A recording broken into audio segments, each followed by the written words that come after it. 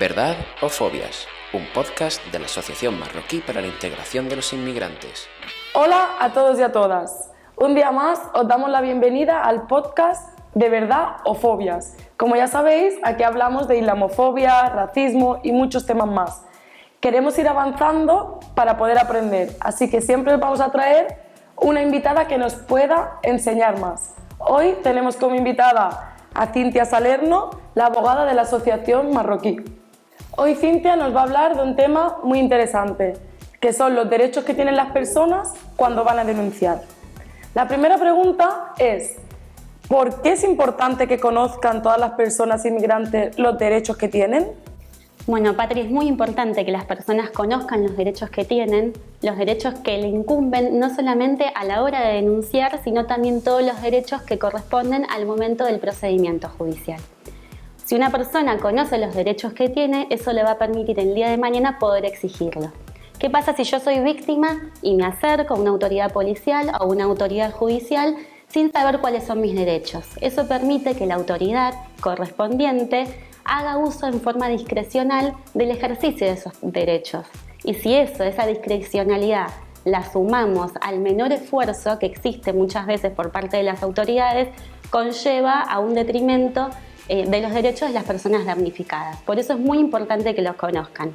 Hay un derecho que es muy importante, que es el derecho de la tutela judicial efectiva, que es un derecho que tiene rango constitucional y que justamente vela por la defensa de los intereses jurídicos que tiene una persona. Pero ¿qué pasa? Así como a una persona se le concede este derecho, el Estado, como contrapartida, tiene la obligación de evitar que esa persona se encuentre en una situación de indefensión ante la vulneración de sus derechos. ¿Qué derechos consideras que son importantes para que conozcan las víctimas de delitos de odio? Bueno, los derechos que tienen las víctimas están establecidos en el Estatuto de la Víctima y justamente es muy difícil poder ponderar qué derecho es más importante que otro porque todos se encuentran en un rango de igualdad. Pero si tenemos en cuenta que las personas que son víctimas de delito de odio son en razón de que quien justamente comete ese delito se dirige hacia ellas por la vinculación efectiva o real a un grupo de pertenencia en razón de la raza, del grupo étnico, del idioma, de la nacionalidad. Sí que hay determinados derechos que cobran cierta prevalencia, ¿sí? Entre ellos podemos nombrar el derecho que tiene la víctima de entender y de ser entendida. Ese derecho se conlleva a lo largo de todo el procedimiento, es decir, desde el momento en que yo voy a ir a interponer una denuncia, como así también a lo largo de todo el procedimiento judicial. Al mismo tiempo, el derecho que tiene la víctima de ser informada y el derecho que le asiste de tener una traducción. Perfecto, Cintia. Entonces la víctima tiene derecho a ser informada, ser entendida, a una traducción, pero estos derechos, ¿cómo se pueden hacer valer? Bueno, Patri, vamos a hacer un simulacro para que sea todo un poquito más dinámico y se pueda entender. Hagamos de cuenta que yo soy una víctima de un delito de odio. Voy, me presento en la comisaría y antes de que yo pueda interponer la denuncia, tengo el derecho a solicitar que me informen cuáles son las medidas de asistencia y de apoyo, medidas que pueden ser psicológicas, médicas. Tras ello, puedo ejercer mi derecho de interponer la denuncia. Perfecto, voy, hago la denuncia y cuando termino de realizar la denuncia me tienen que entregar una copia que esté sellada. Pero ¿qué pasa en el hipotético caso en que yo no hablo la lengua oficial del lugar en el cual me estoy presentando para radicar la denuncia? En ese caso, tengo derecho a que me otorguen a una persona que justamente me dé una asistencia lingüística y que tras ello, de esa asistencia lingüística, me den la denuncia que se encuentre traducida. Pero bueno, yo le solicito esto a las autoridades policiales, que me den un intérprete, un traductor. ¿Qué pasa? La autoridad policial me puede decir no. Yo en ese momento, cuando me dicen que no, necesito que en algún lugar de la denuncia quede plasmada mi disconformidad. ¿Por qué? Porque esto es lo que me habilita el día de mañana a presentar un recurso ante el juez que sea competente. Si esa disconformidad no queda plasmada, el día de mañana no lo voy a poder hacer valer. Vale, Cintia, ¿y de los otros derechos qué nos puedes decir? Bueno, la víctima hablamos que tiene el derecho a ser informada durante todo el procedimiento. Al decir procedimiento no me estoy circunscribiendo únicamente al procedimiento judicial, sino todo el procedimiento que ella tiene en su carácter de víctima, ¿sí? Tiene derecho a ser informada, pero ¿respecto a qué? A modo ejemplificativo, tiene derecho a ser informada del derecho que le asiste de tener asistencia jurídico gratuita. Al mismo tiempo, el derecho que tiene de ser informada de las medidas de protección que se pueden llegar a establecer. Y al mismo tiempo, ya si nos circunscribimos específicamente al procedimiento judicial, tiene derecho a que se la notifique, se la informe de distintas resoluciones.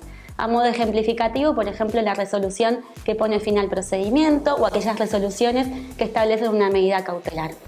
Pero bueno, ¿qué sucede una vez más? Yo no sé hablar el idioma del lugar donde se hizo la denuncia y donde está tramitando en el juzgado. ¿Qué sucede ante ello? Tengo derecho, una vez más, a solicitar asistencia gratuita de un intérprete, de un traductor, y a su vez de que todas las resoluciones que recientemente nombré a título ejemplificativo sean traducidas. Cintia, ¿y qué pasaría si una persona no solicita a un traductor y no habla la lengua oficial de donde va a denunciar? Bueno, acá nos remontamos a lo que dijimos inicialmente, la importancia de que las personas puedan ejercer el derecho a ser entendida y a entender.